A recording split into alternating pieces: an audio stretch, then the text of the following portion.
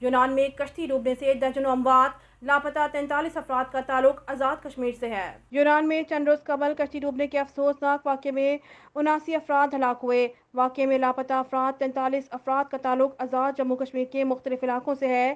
ضلع انتظامیہ کے مطابق کشتی ڈوبنے سے لاپتہ ہونے والوں میں کھوئی رٹا کے نواحی گاؤں بنڈلی کے ایک ہی خاندان کے 12 افراد بھی شامل ہیں۔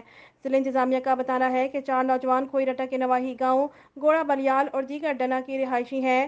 43 نوجوانوں میں سے 2 افراد بچ گئے، باقی لاپتہ ہیں۔ یونان میں تارکین وطن کی کشتی ڈوبنے کے بعد لاپتہ ہونے والے افراد کے اہل خانہ کا کہنا ہے کہ تمام نوجوان روزگار کے سلسلے میں غیر قانونی طور پر اٹلی اور یونان جا رہے تھے۔ مقامی حکام کا بتانا تھا کہ 65 سے 100 فٹ لمبی کشتی میں ممکنہ طور پر 750 افراد سوار تھے، جبکہ اقوام متحدہ کی ایجنسی نے 400 افراد کی کشتی پر سوار ہونے کا دعویٰ کیا تھا۔ یونانی حکام کا کہنا ہے کہ کشتی میں بیشتر تارکین وطن کا تعلق مصر، شام، افغانستان اور پاکستان سے ہے۔ دوسری جانب یونان میں پاکستان کے سفارت خانے کا کہنا تھا کہ وہ اس معاملے پر یونانی حکام کے ساتھ رابطے میں ہے اور تمام پاکستانیوں سے گزارش کی ہے کہ اگر ان کا کوئی رشتہ دار یا جاننے والا اس کشتی پر سوار تھا تو اس سے متعلق شناختی کارڈ تفصیلات پاکستانی سفارت خانے کو فراہم کی جائیں۔